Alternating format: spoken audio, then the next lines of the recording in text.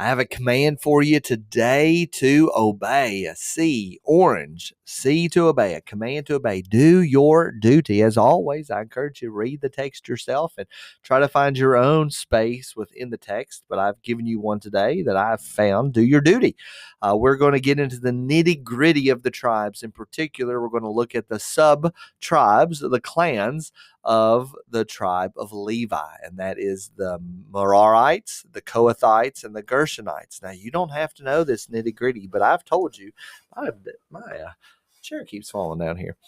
I've told you that the tribes that you really need to put in your brain is the tribe of Levi. That's going to be the leadership tribe. That's the tribe from which King David will come, and eventually King Jesus will come. So Judah is a very important tribe to put in your brain. You probably already know that one.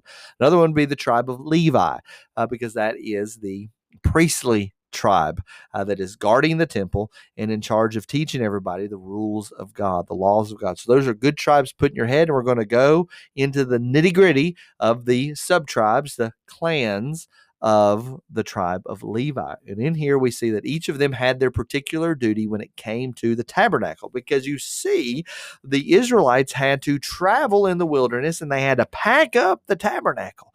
They had to pack up the movable temple, this tent. They had to pack it up in a special way and transport it in a very holy and respectful way. There was a lot of things that weighed a lot that they had to carry. And then also they had to do it in a very respectful and honorable way. So we're going to see what their duties are. So let us get into our reading. We see that the sub-tribes of Levi, the clans, were Gershon, Kohath, and Merari. That is, these were the sons of Levi. And Gershon, Kohath, and Merari had kids, and they became so large that they ended up becoming their own clan. So we have that explained right here in verses 18 through 20. Now I want to look at Gershon. To Gershon belong these two clans right here, and there were 7,500 of them. Keep that in mind. This is going to, and I'll come back to it when I need to come back to it in future readings. But Gershon had 7,500 people, and we see that their guard duty, they had a specific duty to do. What was it? In the tent of meeting, they involved the tabernacle itself, the tent with its coverings, the screen for the entrance of the tent of meeting, the hangings of the court, the screen for the door of the court that is around their tabernacle, and the altar and its cords. So what they were supposed to be carrying is basically all the curtains and all the coverings. So if we were camping out, they would be in charge of actually having the coverings, not the poles that you use to put up the tent, but the stuff that actually goes over the poles. Somebody else is going to carry the poles. But the Gershonites, those clans were supposed to carry the actual outer parts of the temple. Everybody has their own duty to do. And when we all do our particular duty, when we do the things that God has asked us to do, and we each do our individual part, it comes together and it's just beautiful and wonderful. When somebody starts to drop what they're supposed to do, it causes problems, doesn't it? The Gershonites did what they were supposed to do. Then we have the Kohathites. They were a little bit bigger, right? 8,600. They're a bigger tribe. That's going to come in there. They were a bigger clan, I should say. That will come into play later on. I'll point it out to you when we get there. But what was their job to do? The Kohathites, their guard duty involved the ark, the table, the lampstand, the altars, and the vessels of the sanctuary. They had a particular duty they had to do. The Gershonites were taking care of the tent, the actual physical coverings and the screens and the curtains that were inside. The Kohathites were supposed to carry the actual furniture. So they're carrying this heavy furniture. And of course, the furniture deserves a lot more special attention and honor to it, especially when we start talking about the Ark of the Covenant. So they're in charge of carrying this furniture. They couldn't put it on a U-Haul and take it on down, and they had to carry it on their shoulders. 8,600 people. Notice they are larger than the than the clans that make up the Gershonites. And then finally, each one again has their own duties.